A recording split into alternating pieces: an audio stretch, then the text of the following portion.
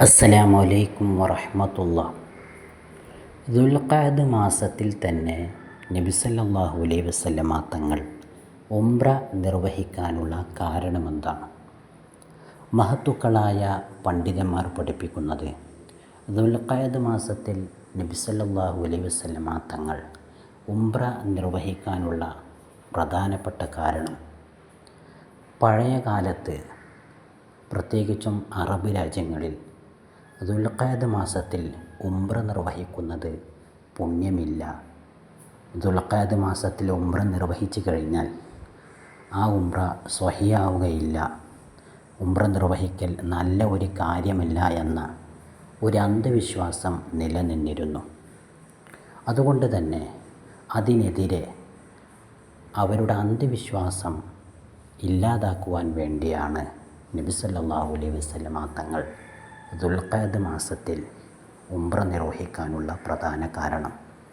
ദുൽഖഅദ് മാസത്തിൽ ഉംറ നിർവഹിച്ചതുകൊണ്ട് യാതൊരു പ്രശ്നവുമില്ല, ഉംറ സ്വഹിയാകുന്നതിന് ഒരു തടസ്സവുമില്ല എന്ന് തെളിയിക്കാൻ വേണ്ടിയാണ് നബി തങ്ങൾ ഇങ്ങനെ ചെയ്തത്. പരിശുദ്ധ ഇസ്ലാം അന്ധവിശ്വാസങ്ങൾക്കും അനാചാരങ്ങൾക്കും എതിരെ എപ്പോഴും ശബ്ദിച്ച മതമാണ്. അതുകൊണ്ട് തന്നെ ആവശ്യമില്ലാത്ത അന്ധവിശ്വാസങ്ങൾ അത് ഒരിക്കലും പ്രോത്സാഹിക്കപ്പെടേണ്ടതല്ല, അതിനെ ഒരിക്കലും പ്രോത്സാഹിപ്പിക്കരുത് എന്ന് പഠിപ്പിക്കാൻ വേണ്ടിയാണ് നബി സല്ലല്ലാഹു അലൈഹി വസല്ലമ തങ്ങൾ ഓരോ പ്രവർത്തനവും ചെയ്യുന്നത്. അതുകൊണ്ട് തന്നെ ദുൽഖഅദ് മാസം ഉംറ നിർവഹിക്കൽ പ്രത്യേകം സുന്നത്താണ്. കാരണം ആ മാസത്തിലാണ് നബി സല്ലല്ലാഹു അലൈഹി വസല്ലമ തങ്ങൾ ഉംറ നിർവഹിച്ചിട്ടുള്ളത്. മാത്രമല്ല, വിശുദ്ധ ഇസ്ലാം എല്ലാ കാലത്തും അന്ധവിശ്വാസങ്ങൾക്കും അനാചാരങ്ങൾക്കും എതിരെ പറഞ്ഞ മതമാണ്. പക്ഷി ലക്ഷണം നോക്കുക, അതുപോലെ തന്നെ അങ്ങനെയുള്ള പല കാര്യങ്ങളും നമുക്കറിയാവുന്നതാണ്.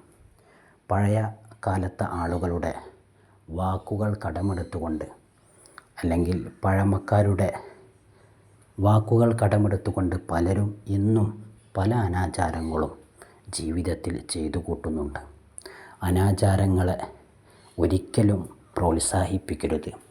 അനാചാരങ്ങൾക്കെതിരെ രൂപം കൊണ്ട പരിശുദ്ധ മതമാണ് യഥാർത്ഥ മതമായ പരിശുദ്ധ ഇസ്ലാം.